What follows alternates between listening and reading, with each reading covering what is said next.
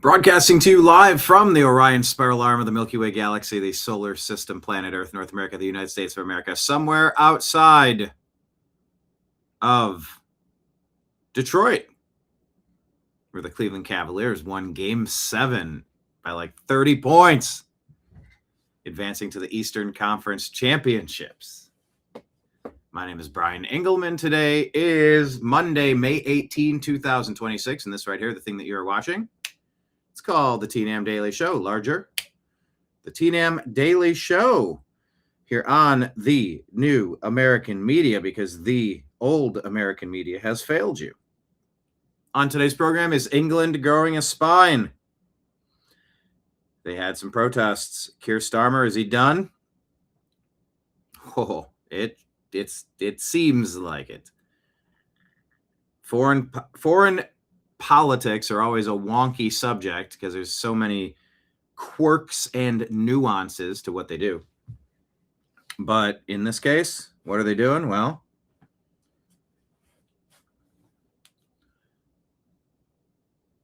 they had some elections and they don't like their country being invaded. I don't think they want to be invaded by the Irish or the Ugandans or the Israelis, or the Palestinians, or Ukrainians, or Russians, or Alaskans. There's no country anywhere that wants to be invaded. And for decades, basically for the past two, the Obama doctrine has really been a coordinated campaign. You have Soros and other funded NGOs and nonprofits, Catholic charities, Jewish charities, participating allegedly in the whole scheme of people moving, human trafficking, you could call it, to flood sovereign nations with people that are from elsewhere. For what purpose?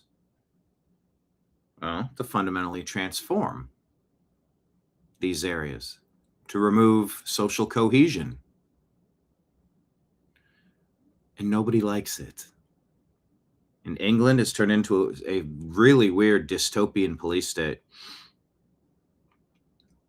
People getting arrested for the most ridiculous stuff and harassed, while the people of Great Britain, of England, basically across Europe, America as well, have been getting absolutely brutalized by grooming gangs and crime and things that weren't there until millions of uninvited people showed up. If there's 40 million illegal aliens in America, how many do you think are in England? Can you count that high? Does your abacus have enough little notches, little beads to make it work? I don't know. We're going to talk about England standing up over the weekend. We're also going to talk about Pope AOC. Pope AOC? Does AOC think she's the Pope? Also, Thomas Massie in Kentucky is facing a massive challenge because President Trump has targeted him as somebody that needs to be removed. Where do you stand on that? And more. So buckle up, buttercups. Grab your favorite beverage. Here, let's do a simultaneous sip in honor of Scott Adams. I would love to be listening to his shows right now. If you'd like to participate in the simultaneous sip in honor of Coffee with Scott Adams, all you need is a cup or a mug or a glass, a tankard, chalice or stein, a canteen, jug or flask, a vessel of any kind.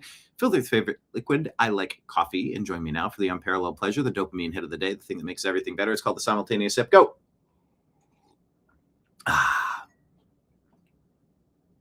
So yeah, buckle up, buttercups. The TNAM Daily Show starts now.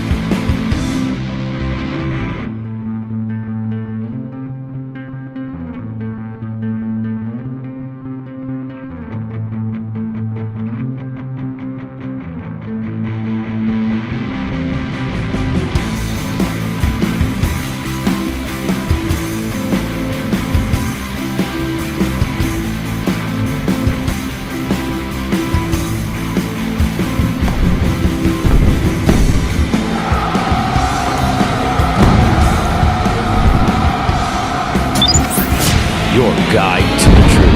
thenewamericanmedia.com.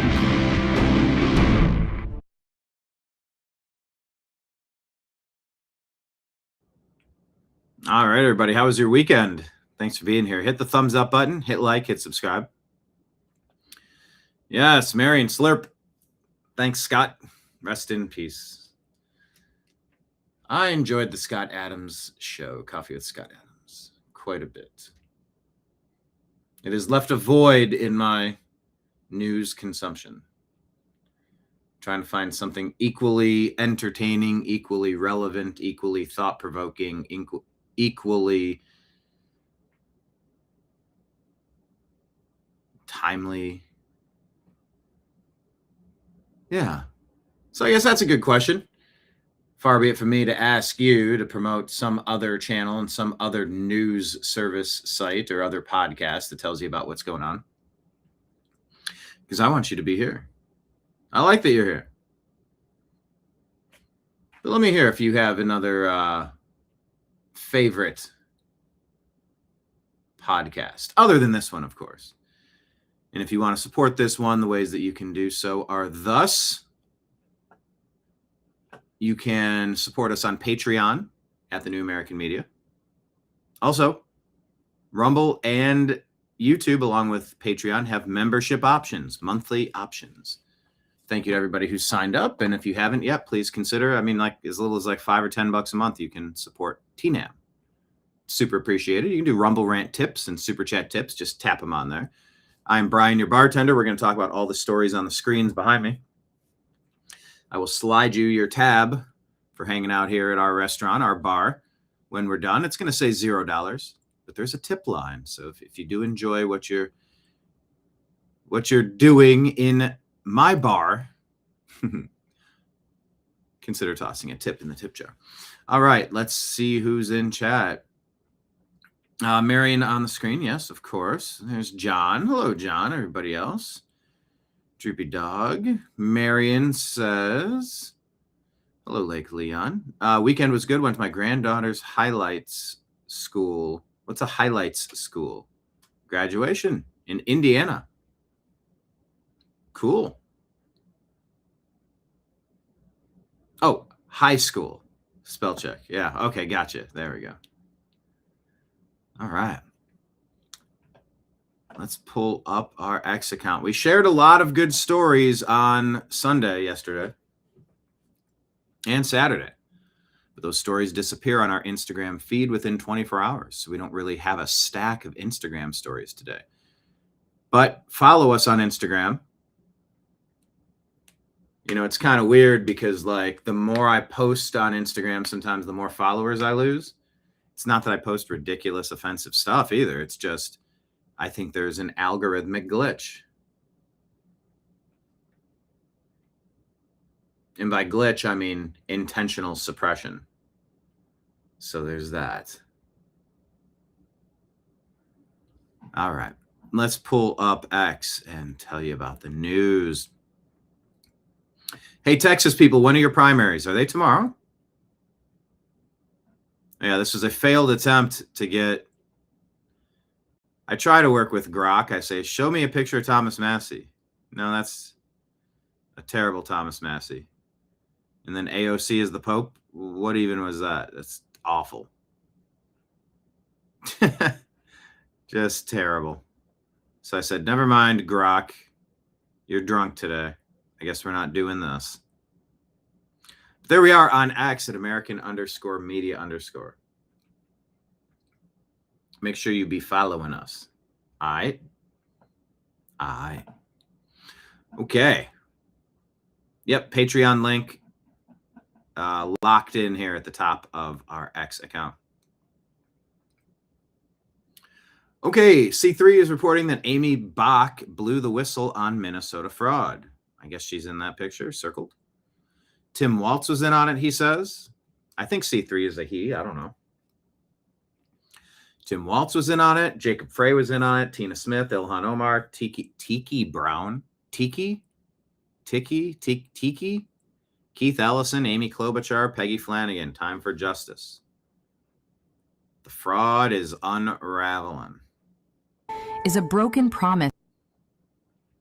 JD Vance says billions of dollars of fraud have already been uncovered and they're just getting started. Every dollar lost to fraud is a broken promise to a senior on a fixed income, a veteran waiting for care. Uh-huh. You're looting our resources. Or a family trying to catch a break. It doesn't matter if you're defrauding the federal government, standing up fake daycares, or committing hospice or healthcare fraud. And under the Trump administration, if you take something that isn't yours, you don't get a pass. Ah, so why would illegal aliens be getting a pass? Seems like they have been. They're like some special group of people. By the way, are you all seeing the feed on YouTube? I think you are because you're posting on it. But I'm getting a black screen as I'm trying to check the playback here on my side. Don't know what that's all about. Let's go, JD. Go find the fraudsters. You get a reckoning. Fraud, waste, and abuse are unacceptable. The Trump administration's anti-fraud task force has exposed tens of billions of dollars of fraud against you. You know, just shame on the Democrats for doing this and any rhino that's enabled them. They've frozen funds to suspected perpetrators. The whole of government approach is working. And that's only the beginning. Okay. Hopefully it's only the beginning. Because hopefully we get to the root of the problems, and there are many of them. The American dream is meant for builders, not scammers, fraudsters, and thieves of your tax dollars. Eliminating fraud, restoring trust, making America great again. I'm JD Vance, and I approve this message, he might say. Libs of TikTok reporting election interference. Edward Mayer says apparently Google decided showing current reality might not be ideal for re-election optics of LA mayor? ? So now Google Maps is serving pre-fire images for parts of LA and where our neighbors live. I wonder, was it different? Did it show the burned out area? Oh, they're saying 1 month ago it was showing it. Okay. So that's a clear-cut election interference.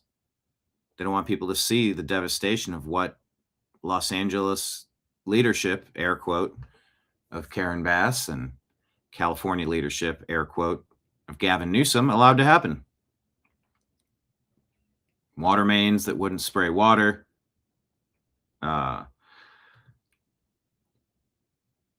Empty reservoirs.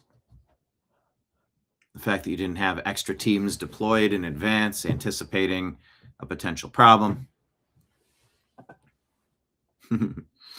Thanks, Marion. Marion checking in. Yep, I can see the screen.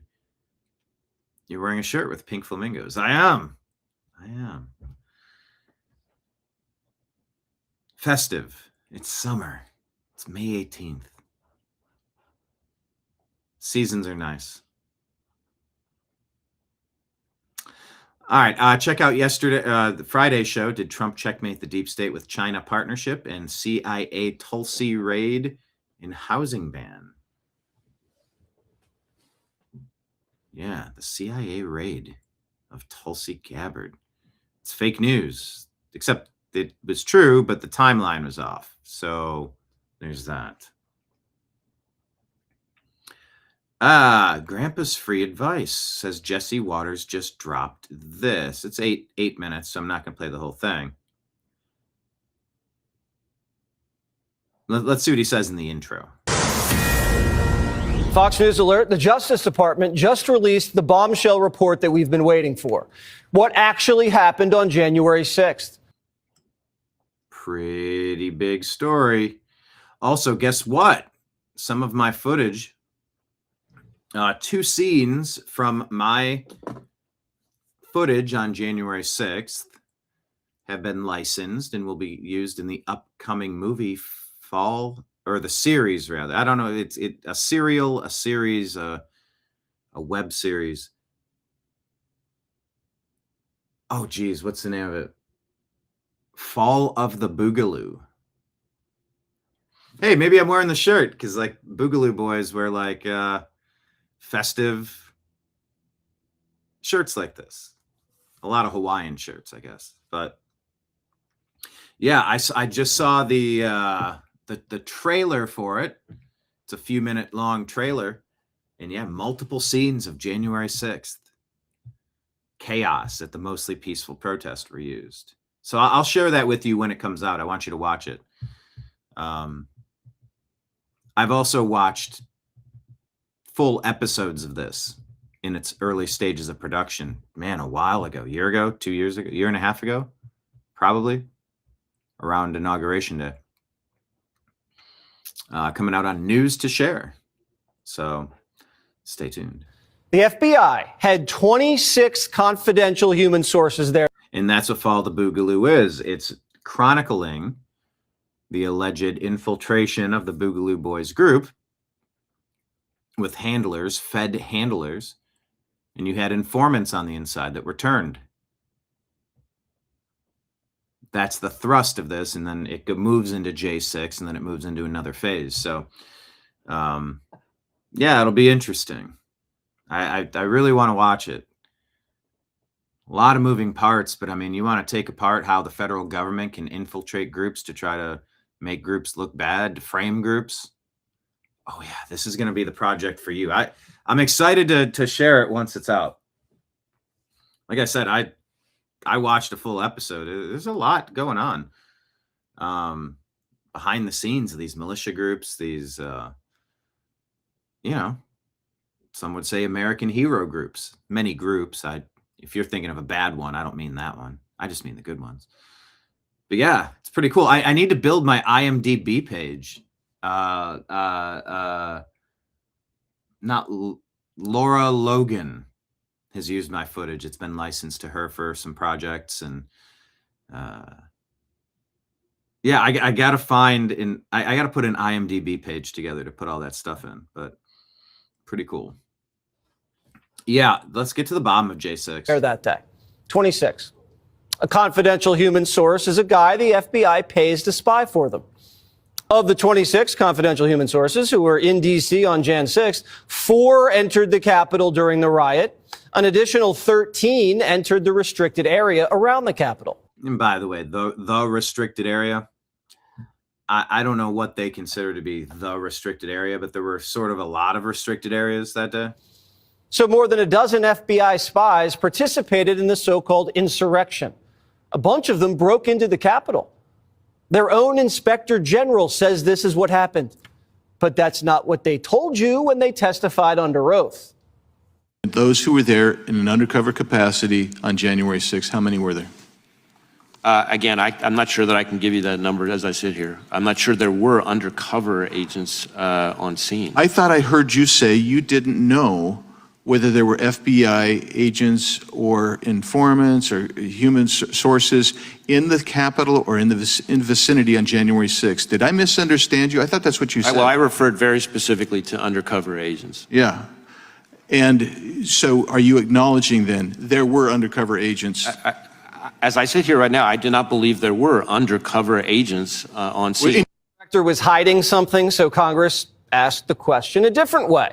Listen.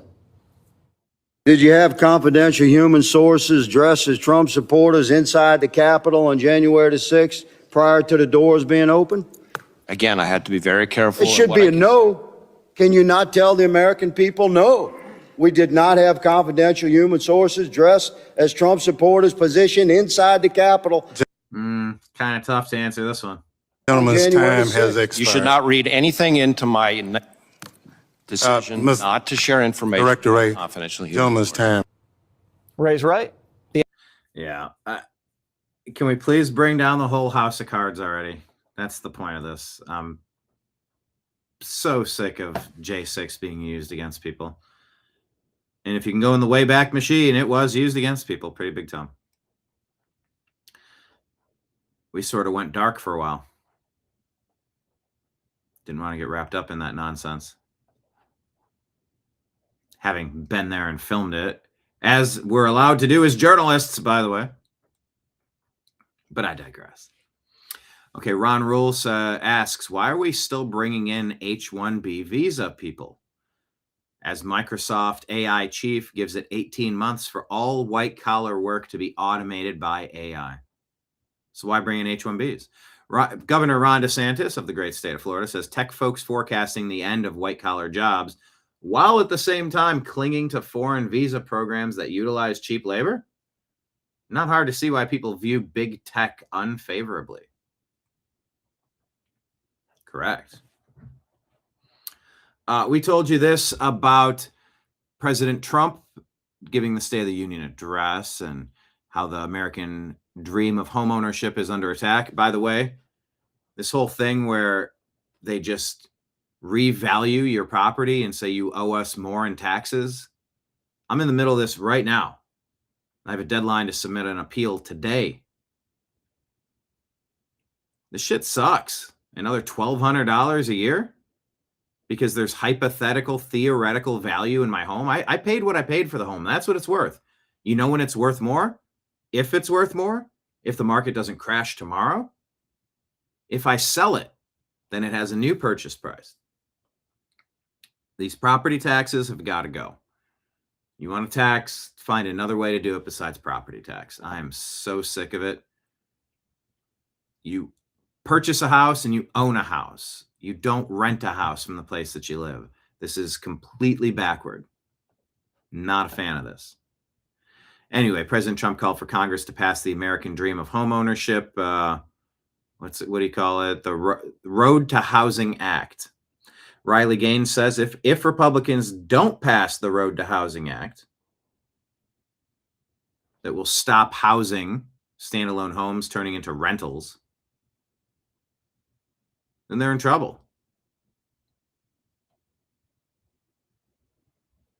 Riley Gaines says that the Republicans will be explaining for the next year and a half why they ignored Trump and killed one of the biggest winning issues on the board. We want a bigger majority, not Speaker Jeffries. When are the Texas primaries? Attorney General Ken Paxton. I know we have our Texas followers there. Everybody smash the thumbs up button, hit like, hit subscribe, share the show with a friend. Reminder, we have Rumble rant tips and super chat tips. Attorney General Ken Paxton says, vote today. Polls are open. I would be honored to have your vote. Please text and call your friends and family to remind them to go vote. Pretty sure you want Ken Paxton, not the other guy, John Cornyn. Get out and vote, Texas. California Post ran this. Spencer Pratt just saying, I just want to feel safe again. LA moms are shaken by the rise in crime.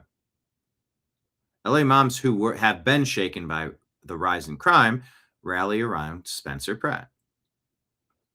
James Woods says the fundamentals of well-being, what the founding fathers referred to as life, liberty, and the pursuit of happiness, are essential. Any political candidate who understands that will win. Vote for Spencer Pratt. He gets it. The Democrats are clueless. He says, clueless, I tells you. Nilim Sivak says maps like this can make it feel like the fight for our country has already been lost. Living in progressive Democrat-run Illinois often leaves common sense voters feeling politically voiceless at both the state and federal level, but history shows that the loud activist minority only stays in power when the silent majority stays silent. You may need your vocal minority to get even louder to preserve the status quo, but people are waking up. Change is a-comin'. J.B. Pritzker says, times like this can make it feel like the fight for our country has already been lost. But let me remind you, we need every American who cares for our democracy to be loud. That was their response to it.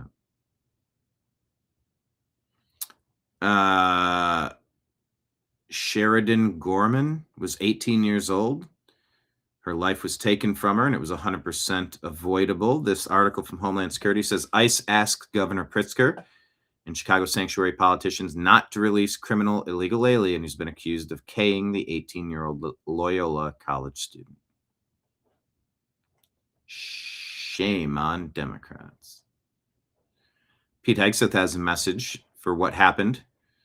People being kicked out of the military. Well, that was the old military. Joe Biden's mandate to force military service members to take the COVID-19 vaccine was wrongfully and unlawfully applied because the Biden Pentagon refused to grant exemptions for certain medical and faith reasons, not to mention it was an experimental vaccine. As a result, many service members and their families suffered severe hardship, and the department lost trust with the American people. President Trump's executive order on this topic stated that the military unjustly discharged those who refused the vaccine, regardless of their conscience or the years of service given to our nation. He called this what it is, an unfair, overly broad, and completely unnecessary burden on our warriors. Under the leadership of President Trump, the War Department is committed to doing everything we can to make it right, as you know. We want warriors of conscience, warriors who made a principled stand for truth. We want them back in our ranks as soon as possible. We are welcoming back to service patriots who refused the COVID-19 vaccine and were discharged for that reason. If that is you, and you still have the desire to once again wear the cloth of our nation, we are ready to reinstate you with back pay and with benefits. I'm directing the Undersecretary of War for Personnel and Readiness to establish a Department of War COVID-19 Reinstatement and Reconciliation Task Force. The services have them right now. We're establishing one at our level to oversee the entire thing. The task force's goal is to bring back into service all those who desire to continue to serve our country in uniform. Even if you do not intend to return to service, the War Department will provide a path for resolution of unearned bonuses, upgrades to discharge characterizations that will unlock your well-deserved benefits, and removal of adverse documents from service files. Further, I have directed a review of policies and decision-making to ensure that we do not go down this path again. You raised your right hand and swore an oath to serve and protect the Constitution and our nation. You were mistreated by the Biden Pentagon, and we are fixing that injustice. Good. So the people who want to lie and say nothing is changing, things are changing. Speaking of changing, here we go. President Trump says, good riddance. Good riddance. After 15 years of Democrats promising that climate change is going to destroy the planet, the United Nations Top Climate Committee just admitted that its own projections, RCP 8.5, were wrong. For far too long, climate activism has been used by Democrats to scare Americans, push horrible energy policies, and fund billions into their bogus research programs. Unlike the Democrats who use climate alarmism nonsense to push their Green New scam, my administration will always be based on truth and science and fact. President Donald J. Trump.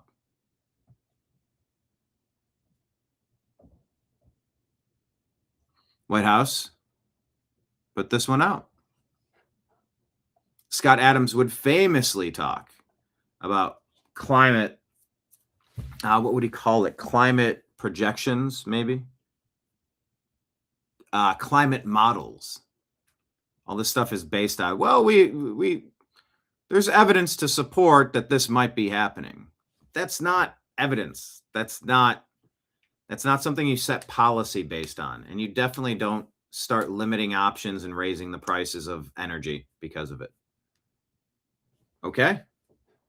Happy to see that update.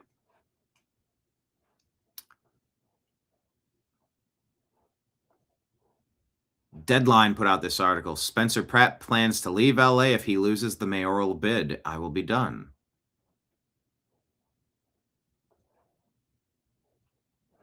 Marlo Stern says he lives in Santa Barbara.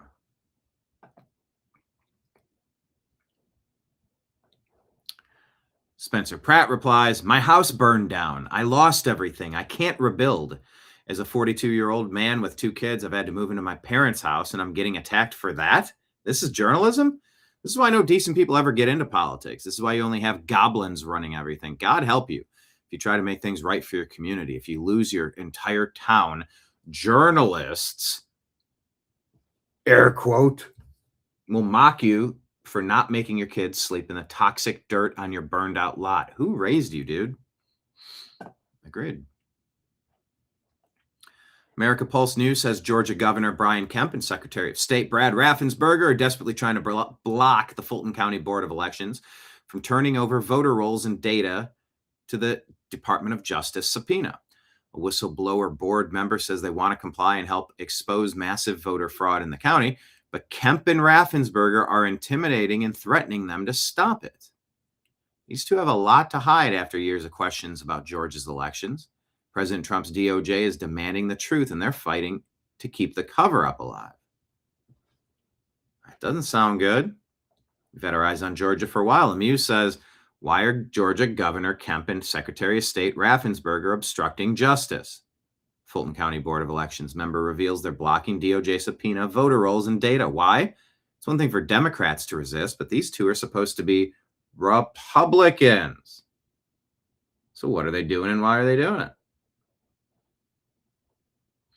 Wall Street Apes shares this story. I'll play a moment of this. Eminent domain being used to take property, allegedly, in this video, from families. Because they want, what does it say? Eminent domain, Georgia Power will take property to support data centers? Hey you guys, it's Ansley Brown on the fight to save my mom's house from eminent domain. Here I am today with another mother and a homeowner who this is affecting. What is it taking from her? Look behind me. It's taking this entire backyard, the pool and everything. Tell us about it. Hi, my name is Cynthia, and I am just one of many homeowners who are impacted by Georgia Power's high voltage power lines that are going in to support data centers that are being built all over. We were informed that they were going to come in and take more than half of our property. They are going to demo all of these trees, playhouse, fence, fire pits, the pool, the spa, all of this, including our two neighbors' houses. They're completely demoing theirs. This easement is only going to be 12 feet from our house, 12 feet from our bedroom where we sleep. Now, they did say that they would take the entire house, that they would purchase the entire house. However, that purchase is based off of their own appraised value of the house, which is significantly less than our appraised value for the house. Yeah, and I've said for a long time, if eminent domain is going to happen, you need to pay 2 or 3 or 4 times the value, the actual value of a place. Make it so the people that have to be displaced have to. They hit the lottery and they can get they can pay the place off. If they have a mortgage, they could get a better place. I don't like eminent domain. But that being said, yeah, they are not representing the people. And I don't like eminent domain. Our own private. My family had to battle this. Appraisal. So it's not also sufficient enough to replace what we have. We have been told many times by them that they don't have to buy the house. They can only buy the easement, which would just decimate everything, every single thing. Ruins the whole property. All of this, everything that we have spent 17 years building, it would be a financial devastation because we would never be able to rebuild this, especially at our age. And this is the only home our daughters have ever known. Georgia Power. Anyway, you get it. Yeah, these AI, I think it is time to pause all these projects. If a data center is going to be built, it needs to be silent. If it's going to be built, it needs to catch its own water, build its own water reserve, dynamite out a big hole of earth and fill it with water and find ways to recycle it. And they should have their own power production. But it seems like none of these things are happening, so I'm against the data centers if they're going to be loud, if they're going to be taking people's personal property, and being a drain on the energy and water supply for the community. Mark Meadows here posts this clip of President Trump saying Trump is right, talking about the Save America Act. It's a very basic thing. It's called Save America, actually, and that's what it is. It's having to do with voting and voter ID. We want voter ID. We want proof of citizenship. We added a couple, no men playing in women's sports. We don't want that. Nobody does. I think it's about a 98% issue. We want no transgender mutilation of our children. Very basic things that you wouldn't even think we'd be talking about 15 or 20 years ago. But for the voting aspect of it is we want voter ID, very important. You have to have identification and you have to have proof of citizenship. We don't want mail-in ballots. We don't want to have ballots coming from all different corners of the world. We want to have it accurate, and you can't do that with mail-in ballots. Actually, Jimmy Carter headed a commission years ago. He said mail-in ballots no good. We're the only country in the world that's doing mail-in ballots. And that would exclude, though, our military or people that are ill, people that are away. So we're generous in that way, but people don't want mail-in ballots because you have crooked elections. It guarantees a crooked election. It does. So why is John Thune not doing his job? Why hasn't he been replaced? Eric Daughtry says this just in. President Trump is dropping his $10 billion lawsuit against the Internal Revenue Service in exchange for $1.776 billion compensation fund for those wrongly targeted and prosecuted by the Biden administration. Interesting. I wonder if I could qualify. I still have about $5,500 held up from the IRS from 2019 that would have probably been handled in 2020. That's still the Trump administration.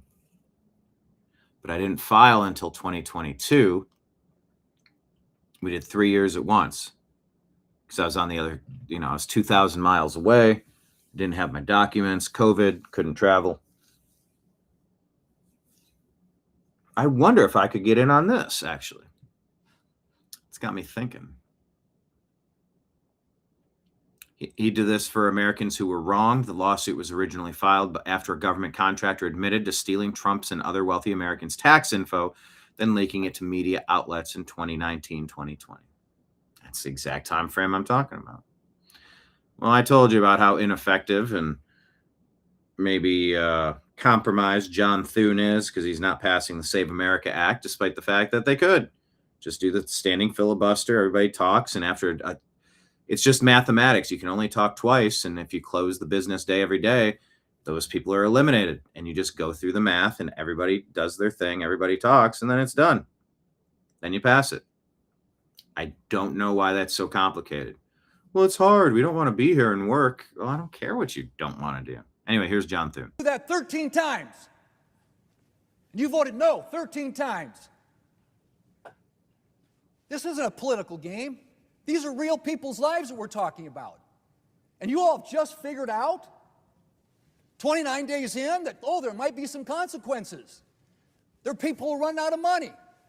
Yeah, we're 29 days in. And they've done their best to make sure that a lot of these programs are funded. But at some point, the government runs out of money. 13 times, people over here voted to fund SNAP. 13 times they voted to fund WIC. My aching back. Finally realized this thing has consequences. Well, you know what? What Democrats are doing here. They're making plans to keep the shutdown going. Real Robert said, unelected bureaucrat, state parliamentarian now trying to K the President of the United States. The state Senate parliamentarian just blocked $1 billion in Secret Service funding for Trump's White House East Wing ballroom security upgrades. Thune, do your job or resign. I feel like he might rather just resign. But what do I know?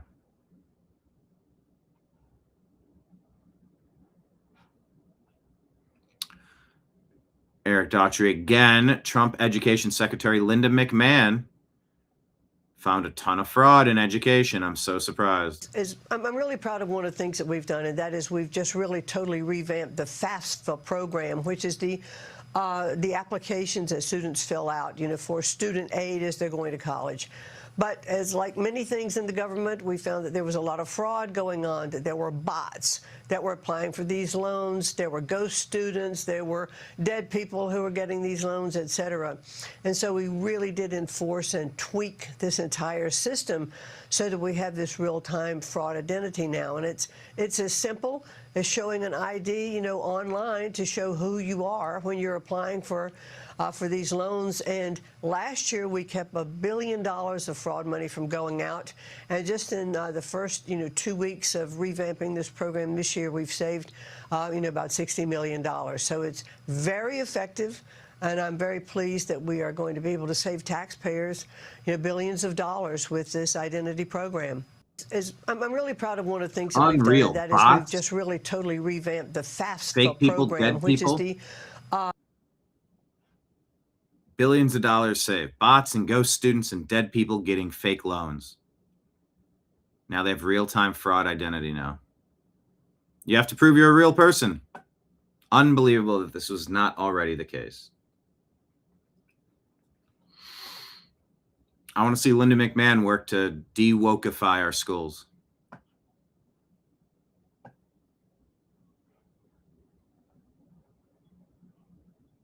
Tim Burchett, daggum, has some thoughts on the state of our country and the criminal justice system.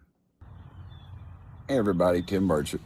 I woke up this morning thinking about some stuff, and that stuff kind of makes me angry. I hear people saying, no, they're trafficking. Well, we got to get that straight. They're pimps. And when they say trafficking young kids for across state lines for sex with adults, no, they're not. They're selling these kids to get raped.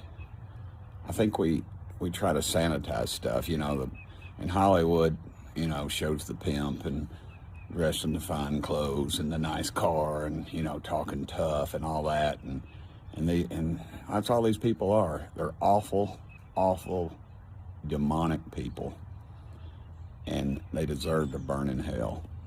And people say, oh, Burchett, you don't want to hang those people. The hell I don't.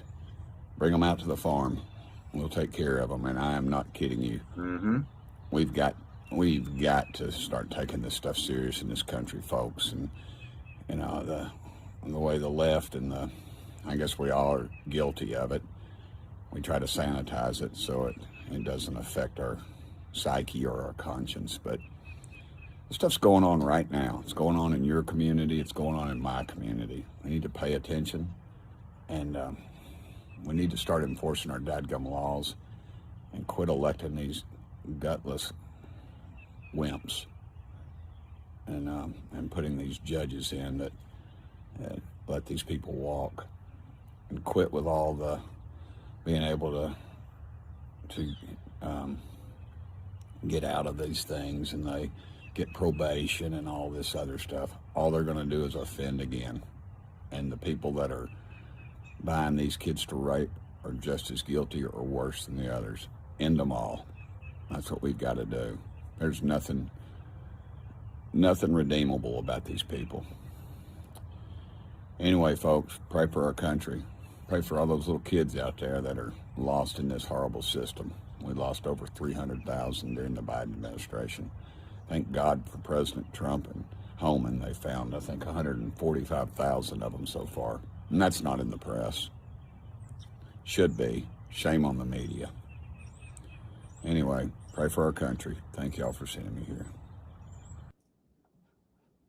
Bring back public executions. Do you agree with Representative Tim Burchett, or do you disagree with him?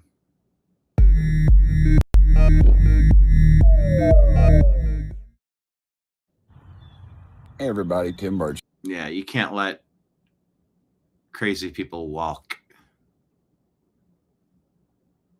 You don't want to hang these people? The hell I don't. Bring them out to the farm and we'll take care of them. I'm not kidding you. You need to make an example of the kid abusers. This is not rocket surgery. Here's a good quote from Ortho. What's up, Ortho? The true soldier fights not because he hates what's in front of him, but because he loves what is behind him. It's a great quote. I think we're all fighting in our own way. I think.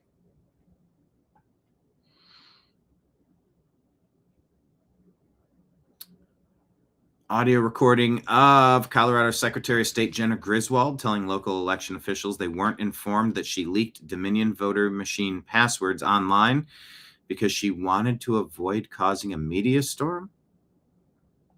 Democratic Secretary of State Jenna Griswold's office was not going to tell county election clerks and the public that they had accidentally leaked voting machine passwords.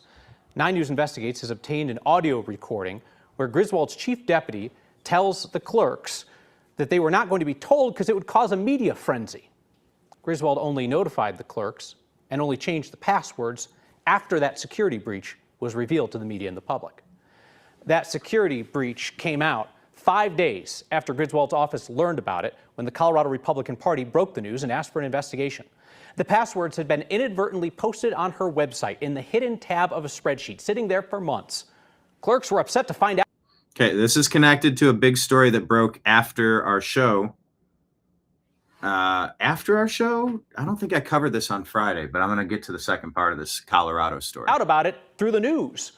Griswold told me that day that she hadn't decided whether the public was ever going to be told. 9 News Investigates got a hold of an audio recording of Griswold's top deputy speaking to the clerks just minutes after I talked with Griswold that day. Josh, I appreciate that you're expressing upset. And I'm not upset, Chris. I'm pissed off, and it's really hard not answering media questions the way I actually want to. Okay. I will tell you, all I can do is be as transparent as I possibly can. We were not going to tell counties because we could not tell counties without it becoming the media storm it has become. It's Chris. No, it is not. The clerk there saying it's bull is a Democratic clerk. In 2021, when Mesa County's voting system passwords leaked, your office said, quote, the public disclosure of the BIOS passwords for one or more components of Mesa County's voting system alone constitutes a serious breach of voting system security protocols. By that standard, did your office commit a serious breach of voting system security protocols? No.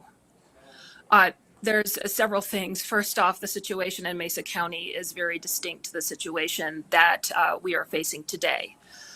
Because of that, Tina Peters was just convicted of 9 years of incarceration.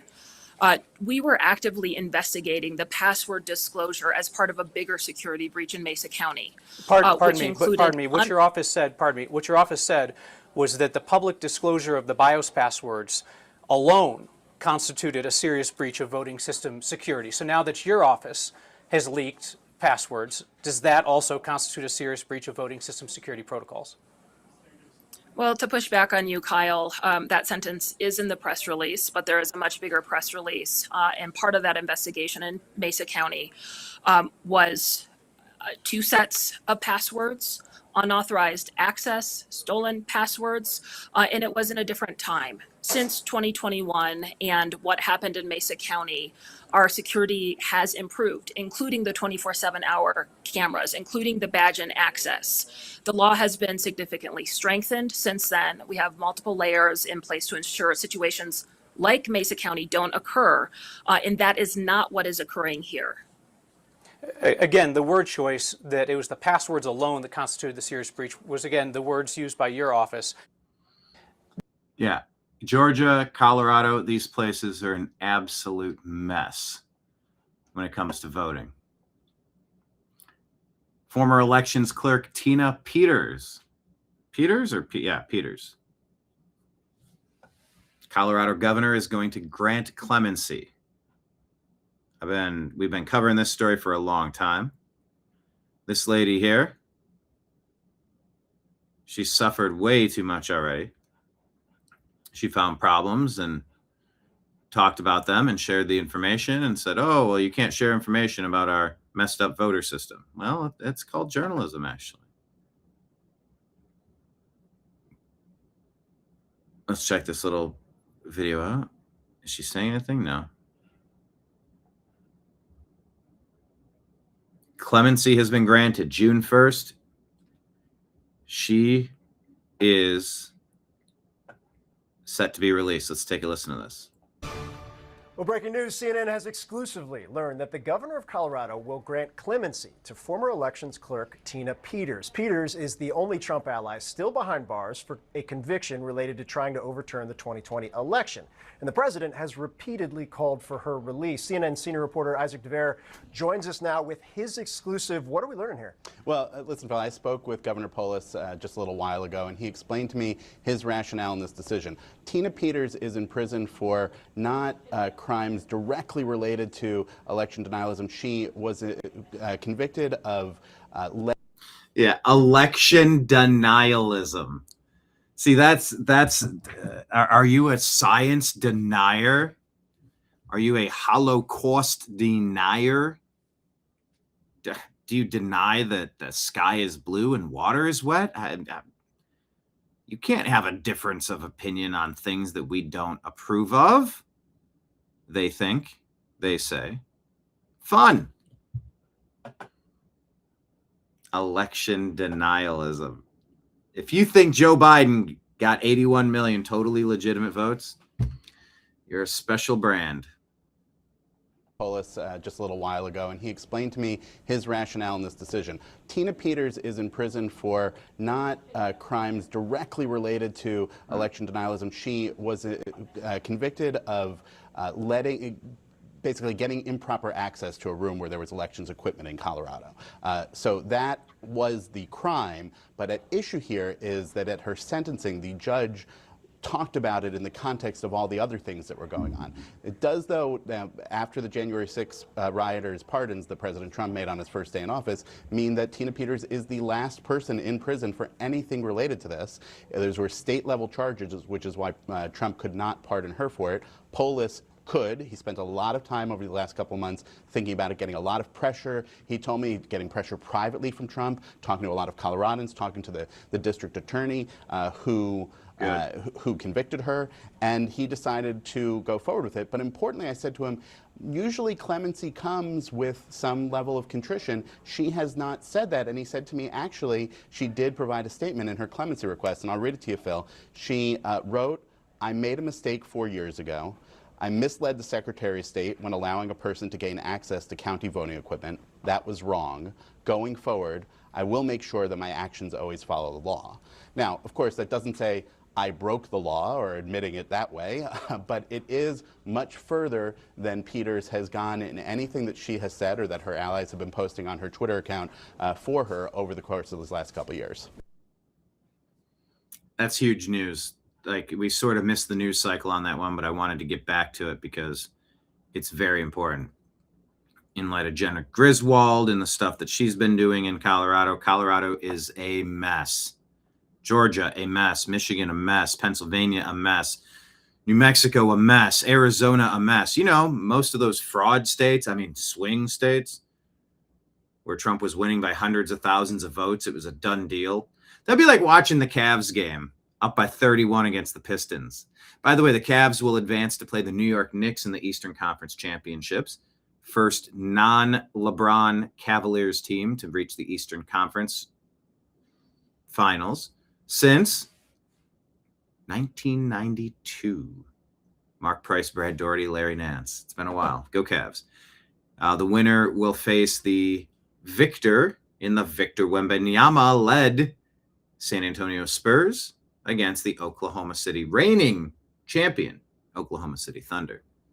So it's going to be fun in the NBA. Cavs start tomorrow. I wonder, actually, let me pull it up. Is the Spurs series starting tonight? Yes, 8:30 p.m. There you go. Okay.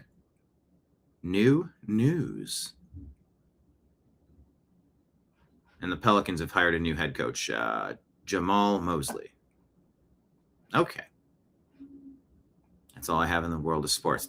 All right, John Fetterman exposes Democrats who are complaining about the reflecting pool renovations? Oh, come on. The reflecting pool in the ballroom, you know, I don't care about those things. I think it's entirely appropriate. I mean, I think I've seen a picture, assuming that it's not AI. You know, so far the reflecting pool looks good. But if that's $13 million, that's really that's small. I think President Obama correctly, you know, he invested $34 million to make some upgrades. I mean, America's turning 50 years old. You know, why wouldn't we want to make sure everything looking great? Right. And now we do need a ballroom. You know, we do. I mean, I really, I think we have, you know, much bigger fish to fry. So I'm saying build it or not. And that's where I'm at. But not just because the president asks we're on, doesn't mean I'm going to oppose it necessarily. Well, we're going to be talking. The reflecting pool in the ballroom, you know, Just get it done. It's so stupid. Proud Elephant says Wasserman Schultz district was eliminated. Now she's crawling toward District 22. If people show up in the primaries, we will never see her again. Please follow and support her opponent, Michael Carbonara. Yeah, no more Debbie Wasserman Schultz. No thanks. It's time to retire corruption and keep Florida red.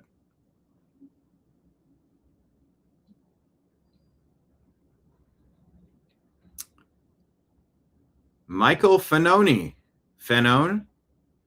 one of the key people in January 6th, goes from no obvious severe injuries and it's fine now to a photo in a hospital bed and a media tour. January 6th. No obvious severe injuries. Can't find any fractures. Pupils are equal. Open your mouth. All right. Dizzy at all? I'm gonna stay here and rest until you're feeling better. Thanks, buddy. Need some water to wash out the CS? No, it's fine now. It's my photo.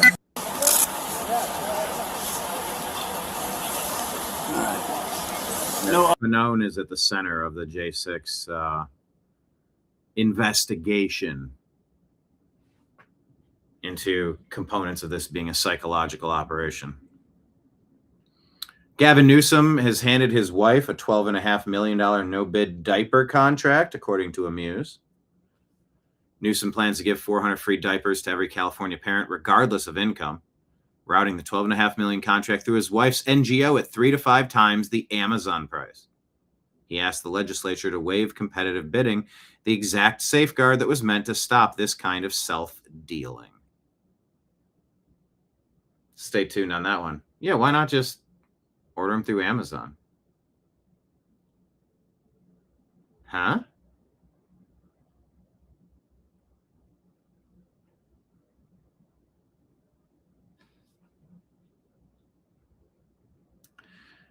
Senator Tommy Tuberville has thoughts on Barack Obama, the importation of Somalis into Minnesota with the purpose of taking over local government. Why would President Obama be allowed to bring in 80,000 people from Somalia and put them in one area in Minnesota? Why was that ever allowed? I just don't know. Doesn't make sense to me.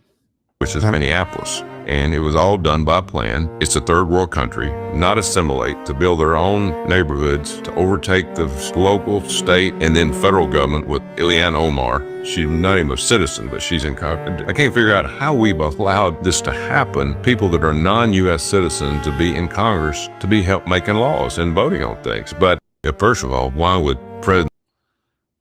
I think you should be born in America to serve in government.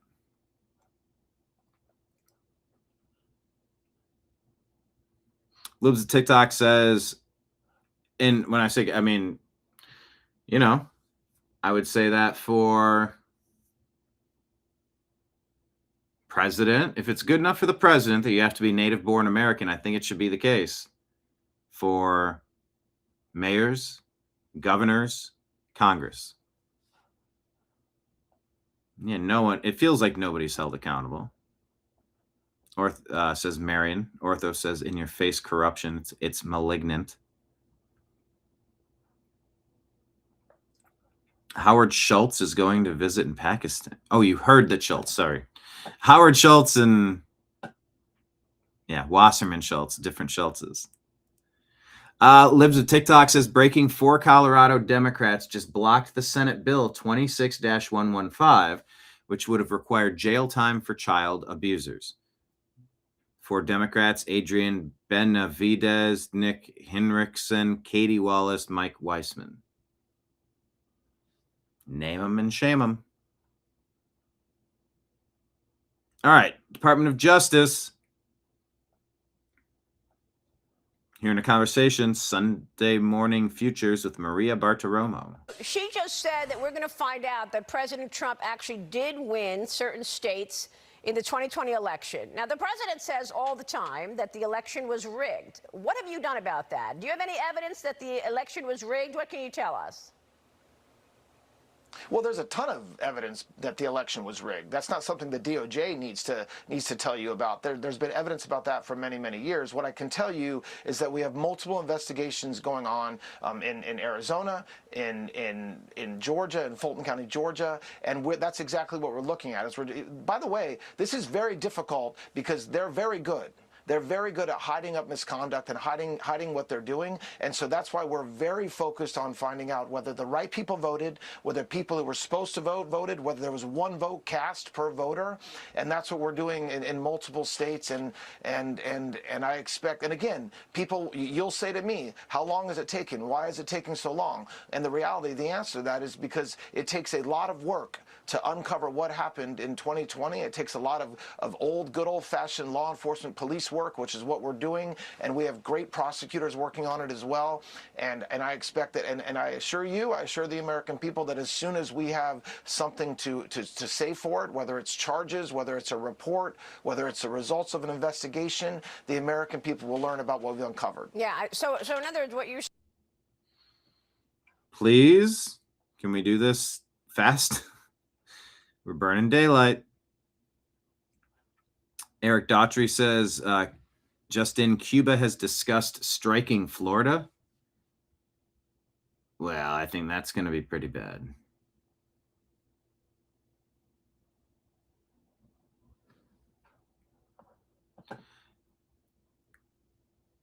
Cuba discussed striking Florida, Guantanamo Bay, and U.S. vessels after acquiring 300 military drones per Axios. This is the dumbest consideration I've heard. They'd get straight up obliterated in no time. Sounds like a great way to be taken over.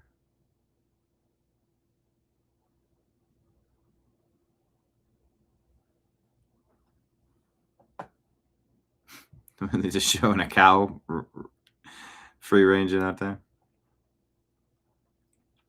All right, let's check in with Bill Cassidy. This aged like milk. People want to trust. They want to trust their leaders. They want people to be held accountable. Now, I'm attempting to hold President Trump accountable.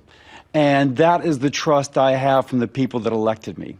And I am very confident that as time passes, people will move to that position. No, people moved absolutely away from it because we all saw what was going on. He was being framed and the Democrats were desperate. And they used this stunt to try to take him out politically. And it didn't work. And you're a bum for considering it. You deserve to be voted out of office, Bill Cassidy. So you think you'll eventually represent a majority of you in Louisiana? You know, number one, I think I may already represent a majority view. Do you think he can run a credible campaign for president again? Will he remain a force in the Republican Party? What does that mean for the Republican Party? I think as force wanes, the Republican Party is more than just one person. People want to trust. They want to. Yeah, it's more than one person, and I don't think it's going to be like you. I think Cassidy's going to be kicked out in the primaries. But Scott Pressler says incumbent Senator Bill Cassidy has been defeated. There we go. He's done.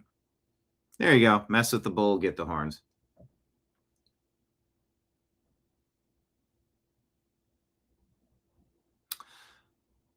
Julia Letlow and John Fleming, top 2. New senator will be incoming. Now, here's the thing. I've heard that California is trying to find some way to change their voting rules because now it looks like a Democrat will not be in the top 2 choices for California governor. They don't like that, so now they want to change the rules. Is anybody surprised? Yeah, he did lose Lake Leon. Yes, he is gone. Bye-bye, Bill. We'll call him Bye-bye Bill Cassidy. Matt Van Swol says, what on earth? An absolutely massive teen takeover in downtown Detroit forces businesses to close early last night. Teens were seen breaking into cars, punching and kicking each other, shoving kids into the street, jumping on cars. Where are the parents? Knock on the door. Who is it? Okay.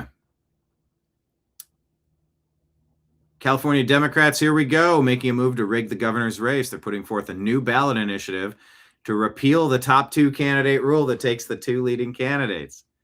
Because the two leading candidates are Republicans. Take a look at this. This month, a new ballot initiative has been filed to repeal the state's top two primary and return it to a party-based primary where voters like you would only vote for candidates in your own registered party. Now, who's behind this effort?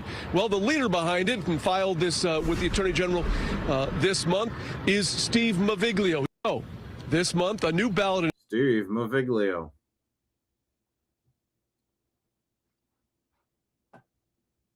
How soon would it be? Could lead to two candidates from the same party in November. 61 candidates for governor in this year's open primary. Now they're trying to remove it because it didn't work out for them.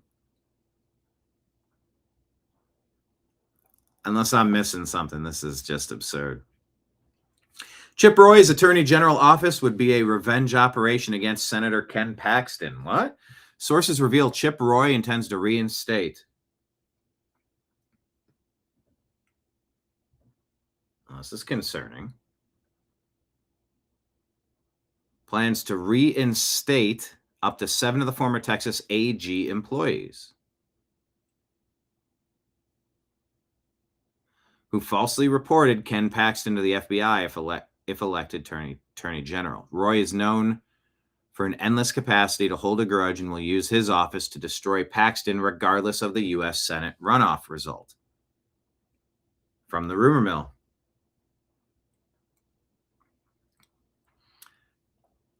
Scott Pressler dancing on the political career of former Senator Bill Cassidy.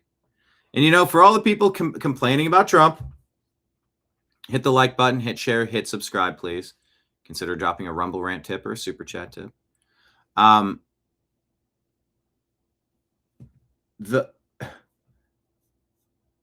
The people who are upset with President Trump for not getting more done, he still has a lot of snakes in the grass in his theoretical own party. In the Republican Party. Why is John Thune not doing all the things he's supposed to be doing? Bill Cassidy. With Republicans like that, who needs Democrats? Hey everybody, this is Scott Pressler. Breaking news. Senator Bill Cassidy has been defeated today on May 16th. This is a shot peacefully across the bow to our Senate majority leadership. And for him to come in third place shows that the people are not happy with the leadership. If you are not passing the Save America Act, if you are not focused on election integrity, if you are not focused on giving what 84% of Americans want, then we are going to come after each and every one peacefully of our Republican senators until you pass the legislation that we demand and we expect. Hey everybody, this is Scott Pressler. Breaking news. Bravo. I mean, there's going to be a big filtration of rhinos from the Republican Party, and you're losing Democrat seats. This is going to be a very good midterm.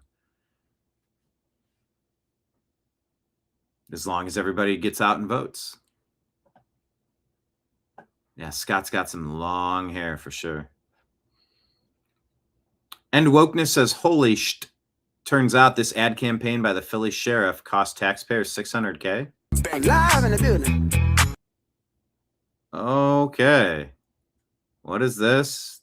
I mean, is this real? This is the police department? This is who's working in the cop shop?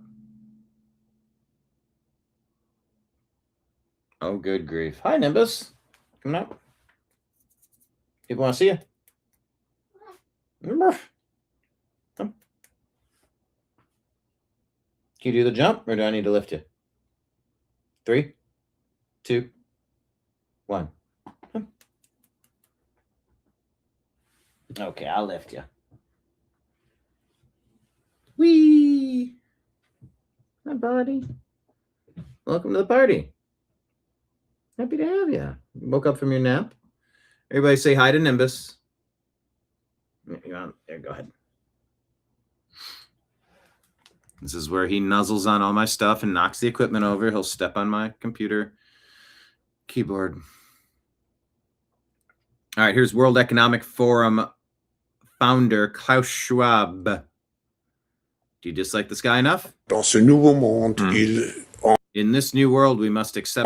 doit accepter une transparence, et je dirais même And I'll even say total transparency. Everything is going to be transparent. You have to get used to it. You have to behave accordingly. It becomes, how should I put it, integrated into your personality. But if you have nothing to hide, you shouldn't be afraid. Yeah, says every tyrant always about everything. If you have nothing to fear, if you're not doing anything wrong, you shouldn't worry. Dina says hi, Nimby. Marion says meow. What's up, buddy? He came up, aw, just give me headbutts. He's like, I love you, buddy. I love you too. Ah, thanks for the grooming.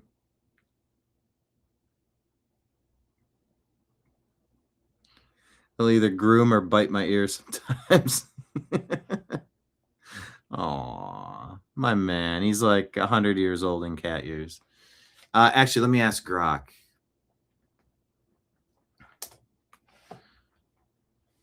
My cat, 20. How old in human years? Last time I checked, at 19, it was like 84. Oh my gosh. Hi. Oh, hi. Thank you for the nose nuzzle. 96 years old. Ah. Oh, bud. Hi. 96-year-old cat. Oh. My veterinarian last time I was in told me he's the oldest cat that he's treating.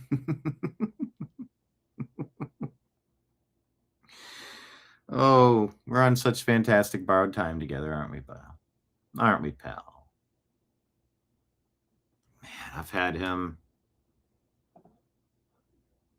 Oh, your cat's 20 years old too? That's awesome. What's your cat's name? Lake Leon. Anyway, screw the World Economic Forum. And no, civil liberties are important. Because yes, as Global Dissident says, this is a dangerous mindset that normalizes mass surveillance. Agreed. Well, here's a little fluff piece, but like, can we bring the 80s back? The world you grew up in no longer exists. Well, this dude bought a bunch of Pizza Huts and he's kind of trying to bring the good old days back. Tim Sparks, 80 Pizza Huts.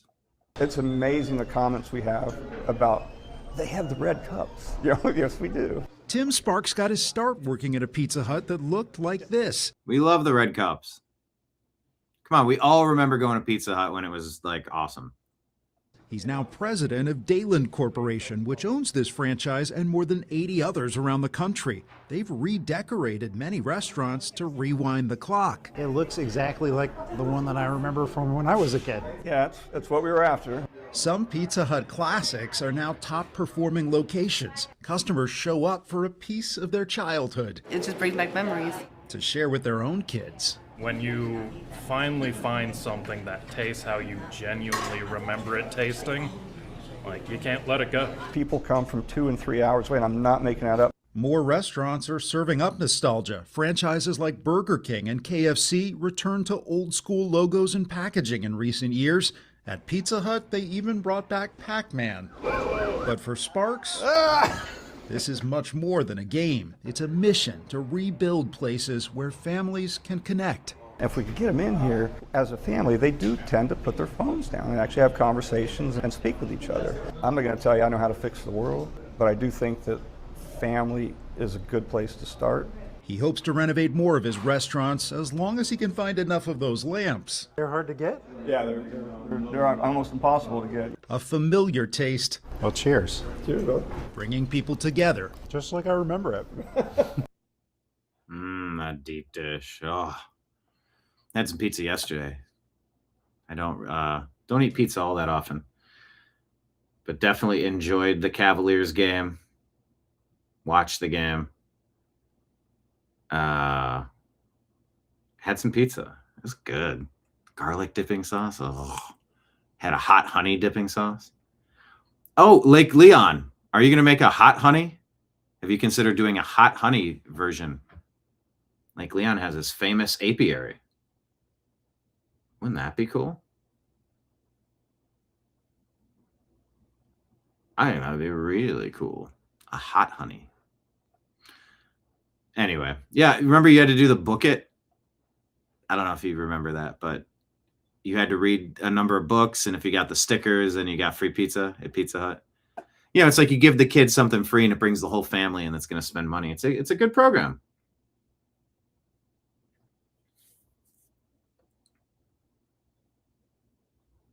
It really is, methinks.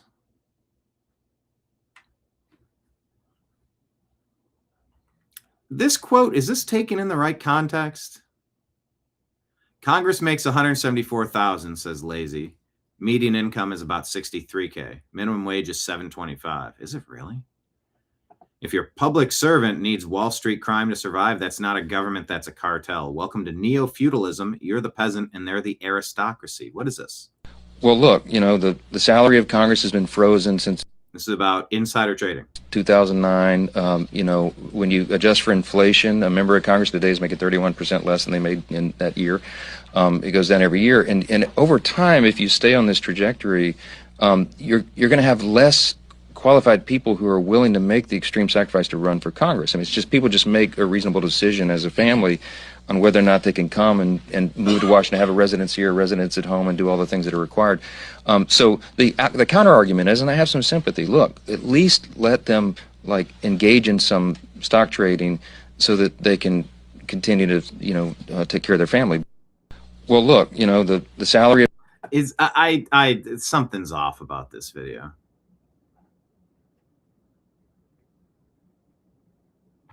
Is this video legit? Will Grok give me an actual answer?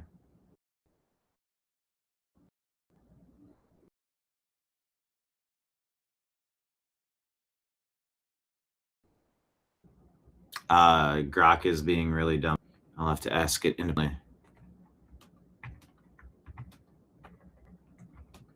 Is this video in context and not altered? Because if he's advocating for insider trading, that's not good. Oh, Nimbus. You just want some hugs and attention. Don't you, pal? Rasmussen report says if you're planning to steal an election, pages 179 and 180. If you're planning to steal an election, you don't need to tamper with votes across the entire county. You simply pre-select. Oh, this is a long report. Pre-select the neighborhoods you need to steal votes from in order to win a majority. Tamper with 10% of the machines in the red neighborhoods or blue. When you prepare everything and it gets certified, you have what is called a hash signature. Those little flashcards are signed and approved, indicating you have presented every piece of software that's supposed to be there.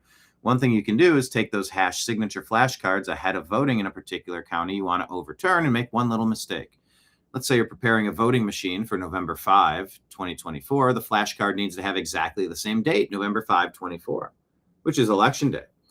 If you need to flip 20% of the votes in a particular area of the county, you record the date November 5, 2025 on 20% of the flashcards. You change 24 to 25. When you insert the flashcard on election day after a vote's been recorded, the machine will reject that flashcard and say it's not a flashcard for the correct year. So if you're county electoral commissioner named Joe, you see this and go into a panic. You call Dominion and say 20% of the machines aren't working. What the hell? If I'm Dominion, I say, Joe, don't worry. My operations goofed. It was a problem with the number. We fixed it. We have a second batch of flashcards. But the flashcards I bring to replace the original ones haven't been audited by anyone, and that's where I insert the script. By law, those flashcards get destroyed at the end of the process. So even if you're audited by CISA or any other organization, there's no record of how many votes were flipped. The evidence has been destroyed.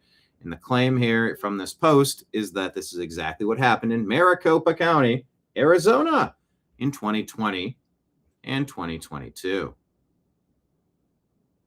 How fantastic is that? Allegedly. Amazing the comments. Says Rasmussen reports. What happens when the vote is close enough where it requires a recount? You're auditing the tabulation, not the process. The recount will be the same. Why? Because you can't recount the flashcards because they've already been destroyed. The voters on that flashcard never figure in the tabulation. It's not a real recount or an audit. It's a retabulation, checking the total reported on each machine. That from stolen elections, the takedown of democracies worldwide, September 25.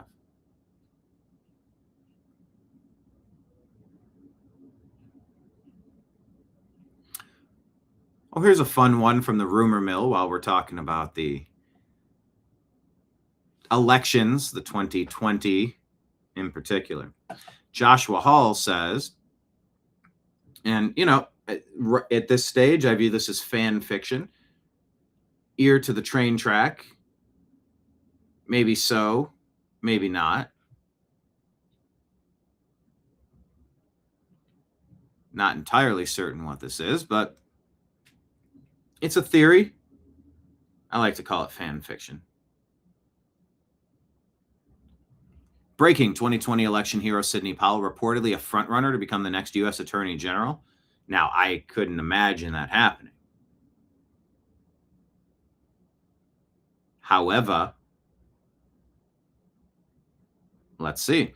Sources close to President Trump, unnamed, so who knows, are revealing that he's reportedly seriously considering appointing Sidney Powell. Who is she? Josh says the American hero who single-handedly exposed the massive voter fraud that occurred in the stolen 2020 election to be the next Attorney General of the United States. By the way, let's put it up on the screen. You know what I'm about to do. For countervailing views on health and elections, go to cdc.gov, who.int, and visit cisa.gov/rumor control for countervailing views. There have been no courts that have determined 2020 was a fraudulent election, they will say.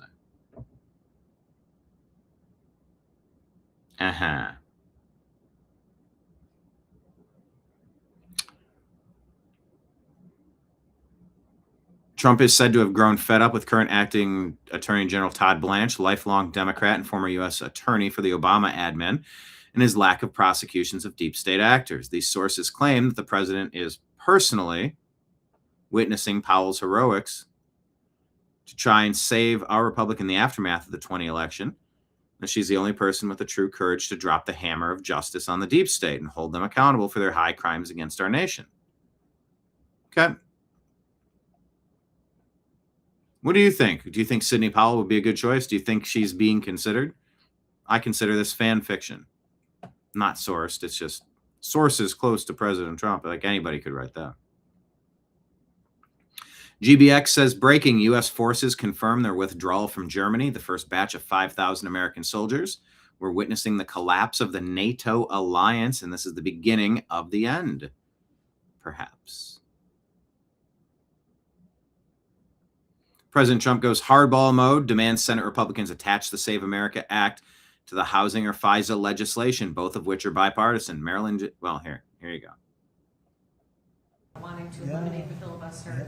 It hasn't happened. Are you disappointed in leader? Yeah, no, I'm disappointed. I like John a lot, but he has a couple of Republicans that are foolish people. A couple of them I like, a couple of them I can't stand, actually, if you want to know the truth. Although I am at, according to CNN, 100% approval within the Republican Party. That's better than your record, Gary. I'm at 100% approval. Did you see the CNN poll? Nobody talks about it. CNN, I think the people that did that poll probably got fired. But within the Republican Party and MAGA, which is basically 100% of the party, I think, but 100%. No, I think that you're going to see some very interesting things. The filibuster, if you had it, we should have the Save America Act. We should have voter identification, voter ID. We should have proof of citizenship. We should have mail-in voting for the military and people that need it, but not for everybody. Because anytime you have mail-in voting, they're going to cheat. And they cheat like dogs. And they have to cheat. You know, in all fairness to the Democrats, when you have men and women's sports, when you have open borders. He likes John Thune for some reason. Data Republican says this is the long-form version of the master plan to remake America's government, a plan I've outlined in pieces across various threads. The protests and foreign policy interventions are all moving toward the same end, a transformed American system of governance designed to prevent another Trump from ever taking power again. In effect, the United States has become its own democratic transition project. We are living through a color revolution. No bueno.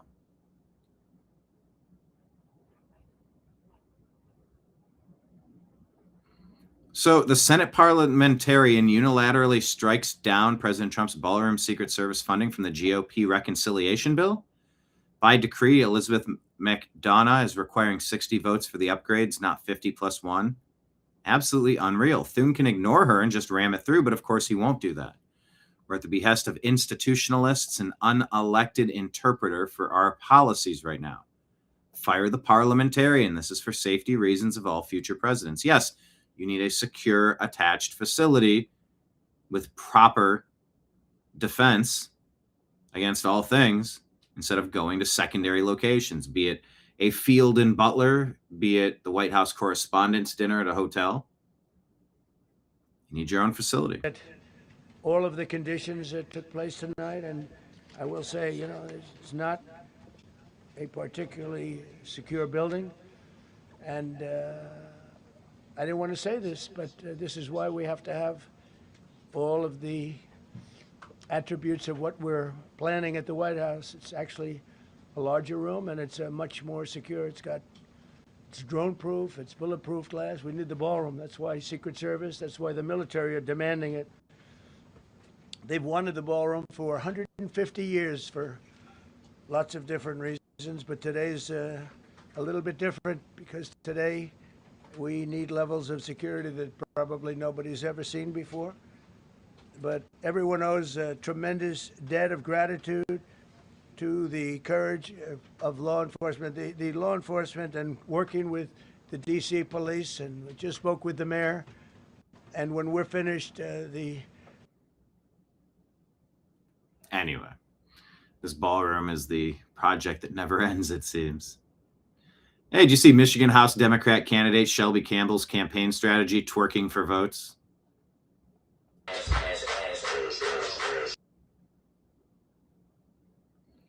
Oh, it covered that up because she's showing her. Oh, yeah. I mean, that's got to be all up in that. I had to mute the music.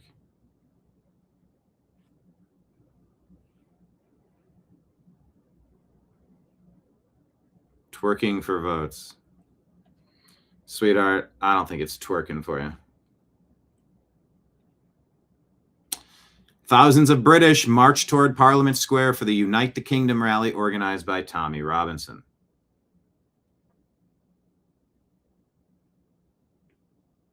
U.S. citizens demand mass deportations and to take their country and their culture back.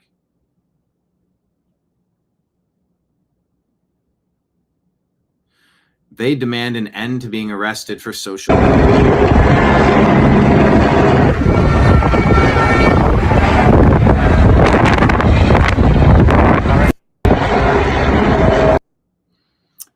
checking the comments. Oh, your cat is named Cat?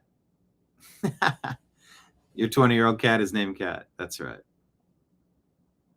Ortho, our Russian gray's name is Nibasita. Nibasita and Nimbus. Okay. Lake Leon will not be making hot honey. Does not like infusing the honey. Gotcha. Marion. Oh, hot honey. Are you talking to me? You said hot honey. That must be me. Marion, what's this world coming to? Doing that for votes? Yeah, she's a train wreck in a lot of ways. I've scrolled past other stuff of hers. Just welcome to 2026.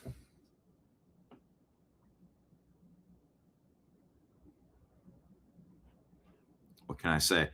Hey, England, maybe they're growing a spine.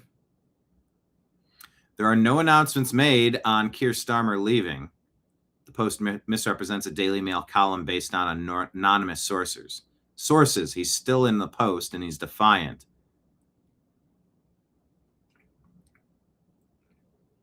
I'll rate this as useful. Easy to understand, and it directly addresses the Post's claim. So Starmer's still around. You got to get that guy out politically. It's allegedly an Obama supporter threatening Trump, stating that he has nowhere to hide and that he's here to liberate all his people while showing his gun and sword. I meme, therefore I am, says the mental health crisis is getting out of control. Someone needs to check on this lunatic. Great. Spencer Pratt, hopefully the next mayor of Los Angeles, says there are 46 vagrant fires every single day in LA. Rubbish and encampment fires that destroy property, vehicles, kill pets, spread to vegetation, and compromise infrastructure.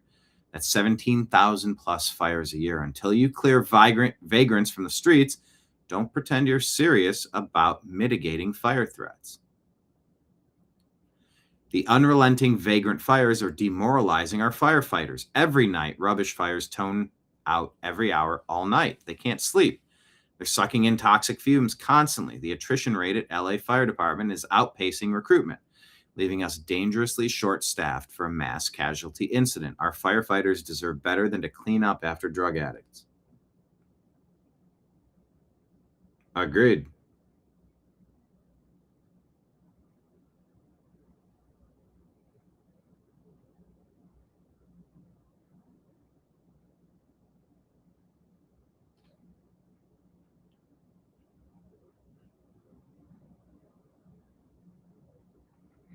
Yeah. Oh, this is Colorado Governor Jared Polis. I guess this is his statement about releasing Tina Peters. The only nonviolent offender that is on the commutation list. Oh, no, this isn't. She was sentenced to almost 9 years in prison. And to be clear, she deserved to go to jail. She committed on the commutation list. She was sentenced to almost 9 years in prison. And to be clear, she deserved to go to jail. She committed a crime. What's at issue here is how long the sentence is. And I agree with the appeals court that in the sentencing hearing, the judge incorrectly looked at and considered her bizarre viewpoints, her speech, and held her speech against her. She happens to be somebody that's espoused what I believe to be, what anybody objectively would believe to be incorrect opinions, conspiracies, etc. That is not a crime in our country. What is a crime is, along with two other co-conspirators, one got 6 months, one got parole only, accessed after a municipal election, election computers to download software for an independent audit prior to the software being updated. That is the crime. There were 4 felonies. Those felonies will stick with her. She's a convicted felon. And I believe that the 4.5 years that I'm commuting her sentence to, she'll be on parole. That is Governor Jared Polis. There we go. That is what I initially thought. Along with a number of the other 9 next month, is a fair, just, and tough sentence for her crime. That's happy day. Very, very, very important. She's trying to stop what she felt like was very obvious fraud, very important fraud. Tally changing fraud. Our wonderful Tina to come out of a jail, in a high intensity jail, Because she caught people cheating on an election, and they. It's super quiet, but yeah, this is President Trump. 73-year-old woman with cancer given a 9-year death sentence by a Colorado prison by Democrat Governor Jared Polis.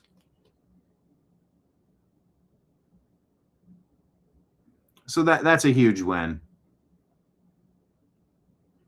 And I'm here for it. Matt Van Swell reports it's been revealed that the man who's been drawing swastikas all over Fayetteville, North Carolina, is actually a black male.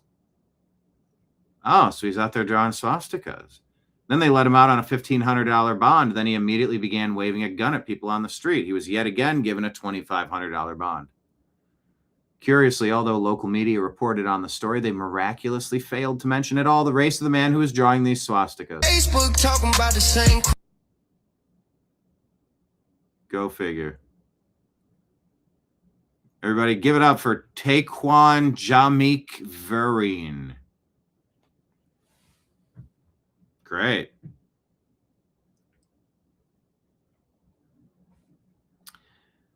Gavin Newsom, upon hearing that the top 2 vote getters in the California Democrat race, the California governor race, might not be Democrats, well.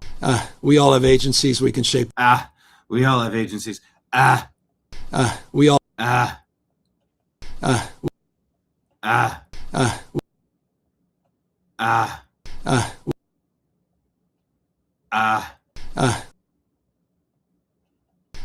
We all have agencies we can shape the future. There's still a lot of, look, I've said this before, so I'll repeat it. I don't anticipate this need to be the case, but there is a break the glass scenario. And there's many people that have a deep understanding of what it would look like if Democrats were locked out. And we're going to do everything to make sure that doesn't happen. Scumbags. They rig it so they get it how they like it, and then when they're losing, they want to rig it again. You just, slimy MFer. My goodness. Shadow of Ezra put this out. The director of the World Health Organization admits the hantavirus outbreak is now being used to push a massive vaccination agenda for children. He says a safe and effective vaccine is the only way to protect yourself. Oh, really? In addition, we're working with more than 20 Dr. Tedros Adhanom Ghebreyesus countries to coordinate studies to better understand the natural history of the disease. Today, an open scientific consultation on this virus medical countermeasures was convened by the UK Health Security Agency and supported by the WHO R&D blueprint to identify gaps, improve coordination, and establish priorities for research and development into potential hantavirus therapeutics and vaccines. The importance of vaccines for protecting health cannot be underestimated. New findings on the RTSS malaria vaccine generated through the WHO malaria vaccine implementation program confirmed that 1 in 8 child deaths were averted among those eligible to receive the vaccine in Ghana, Kenya, and Malawi from 2019 to 2023. WHO recommended malaria vaccines are now available in 25 countries in Africa, and wider impact is expected. But funding constraints continue to limit the abilities of many countries to scale up to meet national vaccination targets. Equitable access and increased and sustained financing of immunization programs are needed to protect children and save lives. Wider impact is expected. We shall see.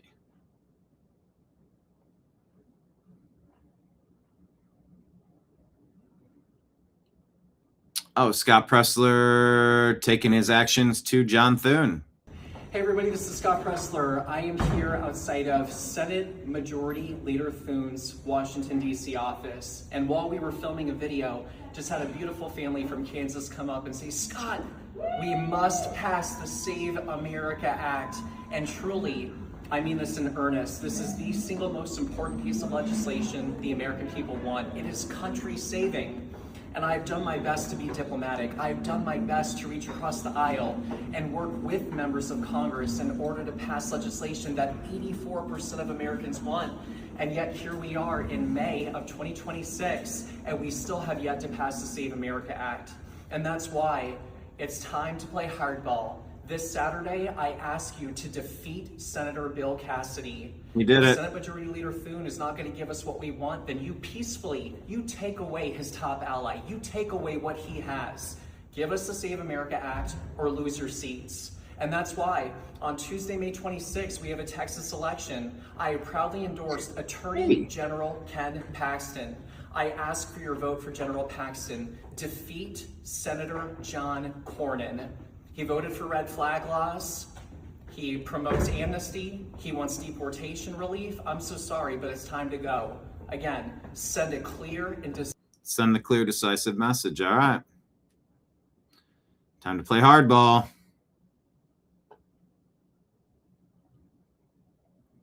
Rick Scott says everything else requires a photo ID. Why not voting? Puis-je voir une pièce d'identité avec une photo? Photo ID. Welcome to America. Your room is ready, Mr. Thomas. Can I see a photo ID? Well, they would see the photo ID before getting the room key. Photo ID, please. Just need to see a photo ID. Can I see a photo ID?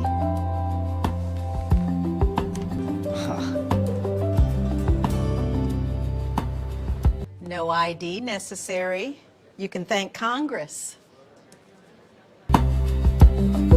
Uh-huh. Oh, some of that was cut off, sorry. Yeah, that was my experience in Los Angeles. I'm like, no, I want to show you who I am. Nope. I've been with people.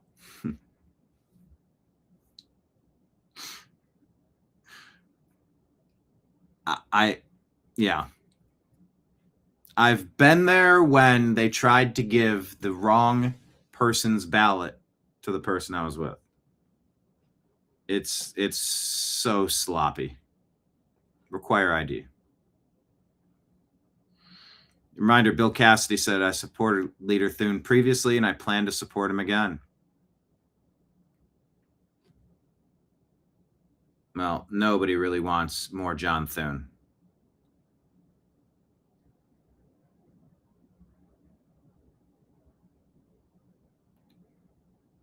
So there's that.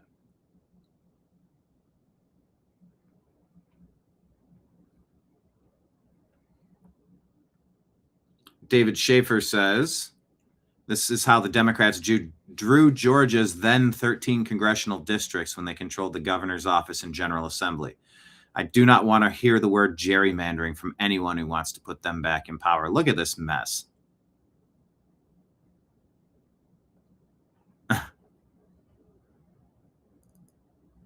That's bizarre.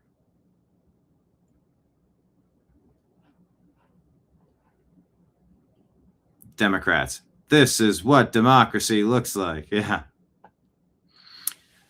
Peer-reviewed paper published last year in the journal Bioethics by two professors at Western Michigan University School of Medicine. This coming from TFTC. Argues that it's morally obligatory to genetically engineer ticks to spread alpha-gal syndrome, a permanent condition that makes you violently ill when you eat meat. Red meat. It's called beneficial blood sucking. Their argument, if eating meat is morally wrong, then preventing the spread of a disease that forces people to stop eating meat is also morally wrong. Scientists also gene edit Lone Star ticks to enhance their ability to carry alpha-gal syndrome and expand their range into urban environments and infect more people. They call this a moral bioenhancer. They frame releasing genetically modified disease-carrying ticks as a vaccination that only infringes on your bodily autonomy rather than violating it. Screw you. The distinction apparently is that a tick bit you instead of a government official holding you down. Alpha-gal syndrome is not mild. The CDC estimates 450,000 Americans are already affected. Cases have surged 100-fold in the last decade. Symptoms include anaphylaxis. There is no cure. Alpha-gal cases are exploding across the U.S.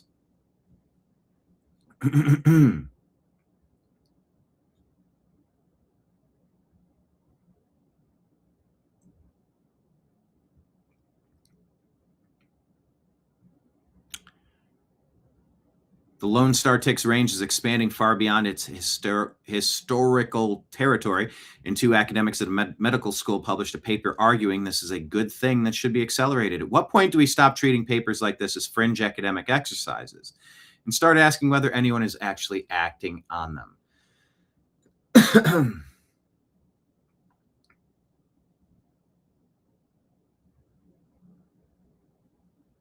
I loathe this alpha-gal thing. So does John Rich. He says the plan is to get everyone sick from bioengineered ticks that make it impossible for you to eat meat without getting violently ill. Then they'll offer you a vaccine. Why is this not considered domestic terrorism? I do consider this domestic terrorism.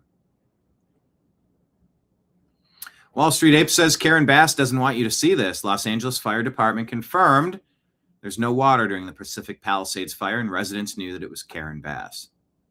Take a look at this video. You need to know this, and you need to get your people out to vote for Spencer Pratt. And for 2 Republicans in the primaries. The lady that cut the funding from the fucking fire hydrants. Karen Bass. Fuck her. Fire her. They have no water. They actually have no water? No, I actually asked him, this guy right here. I said, how do you have no water? He said, we have no water. Oh my God. We have nothing. That's so fucked up, man. They have no water. While Karen Bass is prancing around in Ghana. The hell was that all about? Yeah, someone needs to put Bill Gates in prison. A lot of people need to be going to prison for crimes against humanity.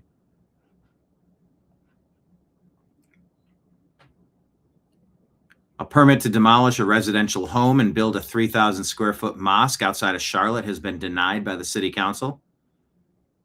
Arafat Mohammed did not inform neighbors of his plan to build a mosque when he purchased the home. Residents not thrilled. He and his wife learned that there were plans to build a 3,000 square foot mosque right next door. They put their house up for sale right next door almost immediately.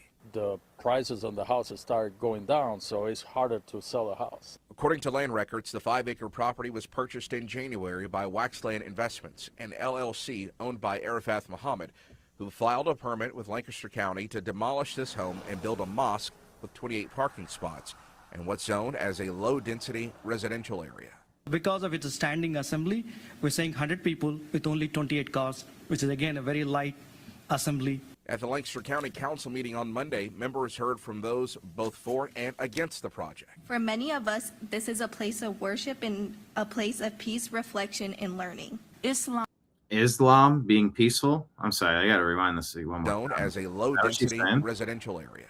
Because of it. Because they don't tolerate people unlike them. The ideology of Islam is to spread everywhere in a caliphate and dominate everywhere that they go. They don't tolerate non-Islamists. The standing assembly, we're saying 100 people with only 28 cars, which is again a very light assembly. At the Lancaster County Council meeting on Monday, members heard from those both for and against the project. For many of us, this is a place of worship and a place of peace. A place of peace. Now, what now about apostasy, leaving the religion? You're totally cool with people doing that? Because if not, it's a cult.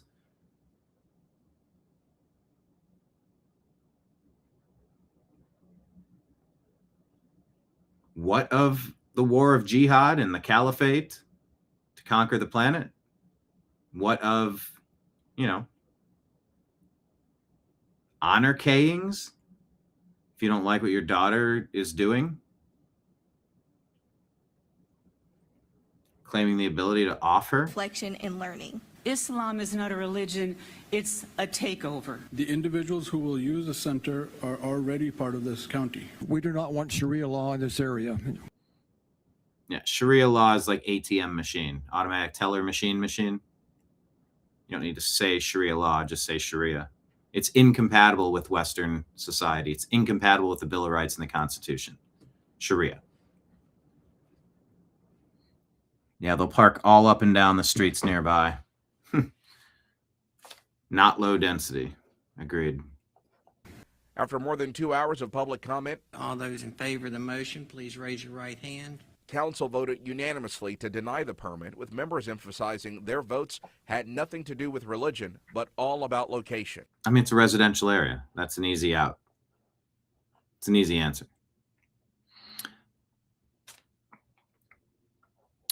C-SPAN rumor here. Trump supporter says in a major development, U.S. Supreme Court indicated it will invalidate state laws that allow ballots to be counted after Election Day. Are we? When is this supposed to come out? I have lots of phrases that involve two words, the second of which is day. Labor Day, Memorial Day, George Washington's birthday, Independence Day, birthday, and Election Day. And they're all particular days. So if we start with that, if I have nothing more to look at than the phrase Election Day, I think this is the day in which everything is going to take place, or almost everything. And then we have 3 points in time, 1844, 1872, 1914. And we can ask, what would people have thought on those days is meant by this phrase, Election Day? Which of those should we choose? Which of those dates should we choose? Well, I think you could choose any of the three. I mean, honestly, I think the single best one, if you're just going to choose one, is 1872. And the reason I say that is because 1914 is the latest in time, but that's the one that Congress gave the least thought to. They think that's going to be coming.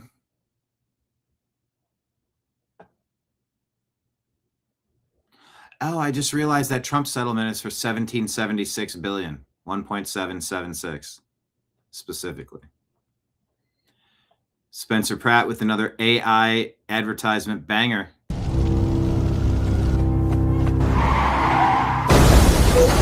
And I've been to Skid Row. What a mess. Oh, Cedars. I know Cedars. I had my shoulder repaired there. I might have played this before. It's so good, though.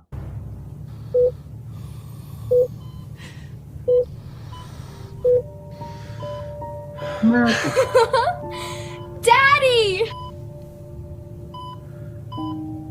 You were in a coma.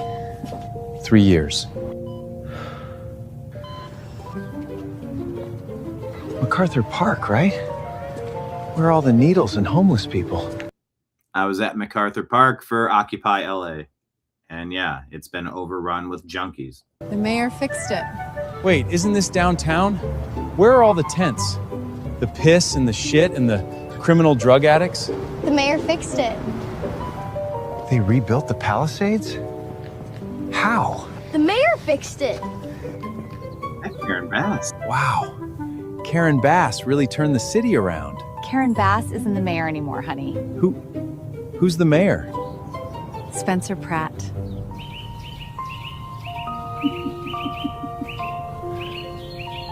It doesn't take a lot to fix a city. It just doesn't. You just have to care.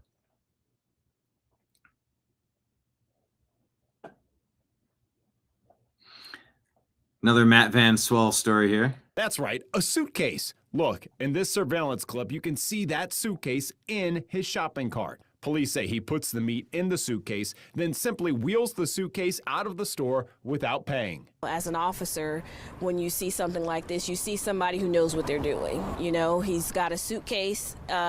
Bonded for $10. $500. Parked on an aisle. He's going back and forth, picking and choosing exactly what he wants. Is there a possibility this person is selling the items that are stolen? I would say it's always a possibility that these suspects are stealing these items, reselling them, and or keeping them for themselves. You know, we don't particularly know in this instance. Phillips. How'd you say that word? Particularly? Themselves. You know, we don't particularly know in this instance. Phillips says staff.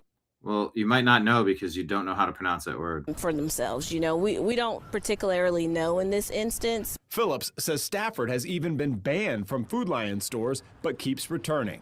Jail records show he's been arrested multiple times in Mecklenburg County. Detective Phillips and her colleagues are now trying to find him and charge him again. Is it frustrating for investigators when they think that people are committing crimes after they've already been charged with a number of crimes? Right. So it's very That's right, a suitcase. Look, with a number of crimes. Right. So it's very frustrating for officers and investigators because we're doing the work, we are identifying these people, and we're charging them, and we want those charges to stick. We want them to pay the consequences for the crimes they're committing. If you have any information about this man, please. We need to defend our communities, or we're going to get robbed blind.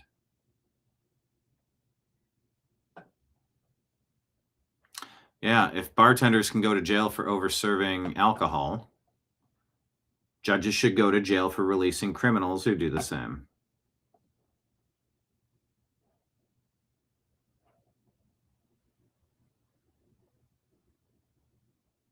I thought I had more. These are the new ones we put out. Covered a lot today already. Every day is a busy news day these days.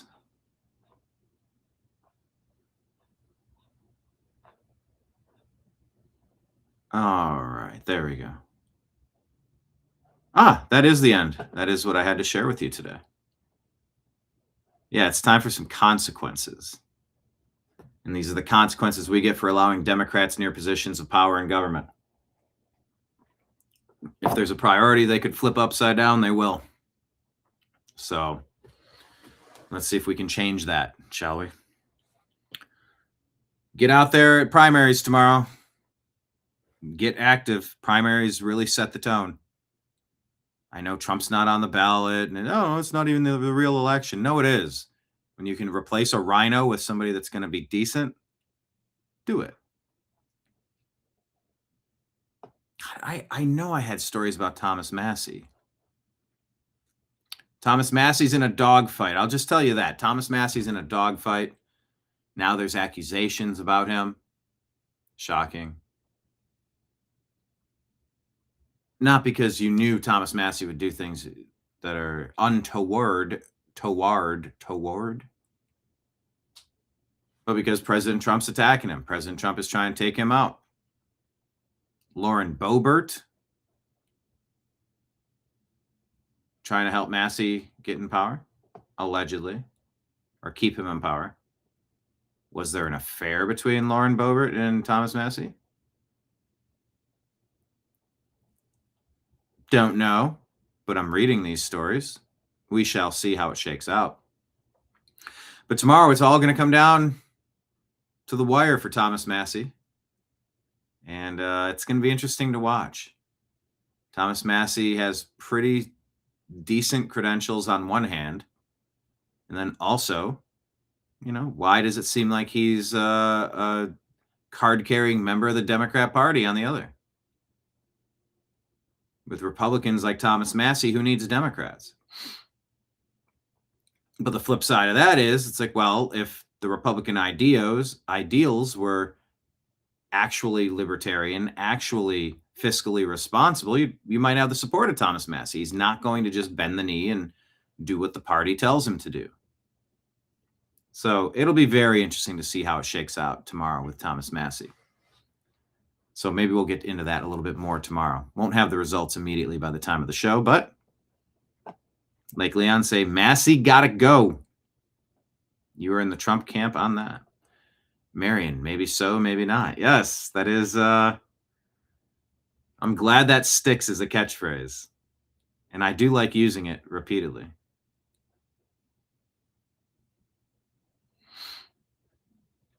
But yes, everybody, thank you so much for being here. Hit the thumbs up, tap the hearts button if you're on the app for YouTube, and you can do confetti or hearts or something on some phones. If you enjoyed today's program, I'm going to slide you the tab for today. My shift is over. I'm replacing me. You guys can stick around and do things, but I got to go. There's your tab. It's 0. But there's a tip line at the bottom of it. And at the bottom of the screen, it'll tell you that we're on Cash App and Venmo at Brian Engelman. We're on PayPal at fuzzinstallment@yahoo.com. And you can sign up for monthly subscriptions for the New American Media on Patreon, YouTube, and Rumble. And if you'd like to drop us a Rumble rant tip or a super chat tip, please tippy tap that tip button now, please. It all goes to this guy anyway. Not all of it, but man, it's like I get my monthly statements. It's like 2 boxes of kitty litter, $45. 2 cases of cat food, $70, $65. You're like, okay, that's great. And that's just right off the top. Then 100 for his meds. Okay, so we're at about 200 for cats a month. But yeah, your donations keep the lights on here at this fine establishment, this fine bar. And we also take care of 20-year-old cats as well, who love to be a center of the attention. It's so sweet having him care and jumping up and want to be a part of it. But yeah, thank you for sharing your stories of your cats as well. Yeah, Ortho, absolutely. Spread the word about the show. Grab one of these shows, copy and share the link. Go to a recent show and just share it. Share it with your friends. Ask them to join each day at noon. Like I said, someday it might go early morning. It might go late night. But for now, it's at noon. Monday through Friday. Monday through Friday. Having the shows.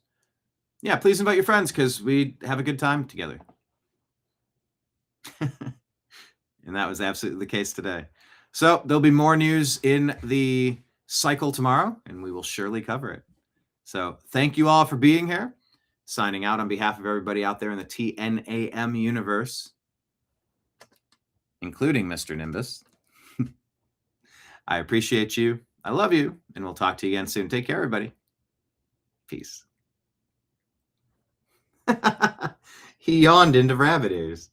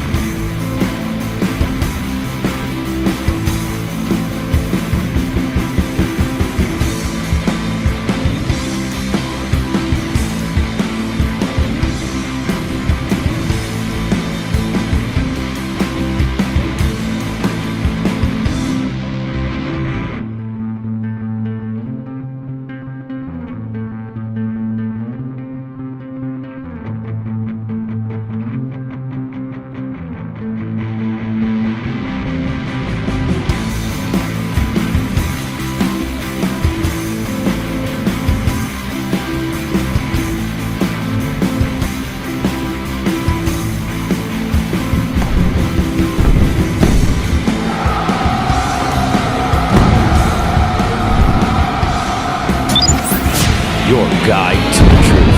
TheNewAmericanMedia.com.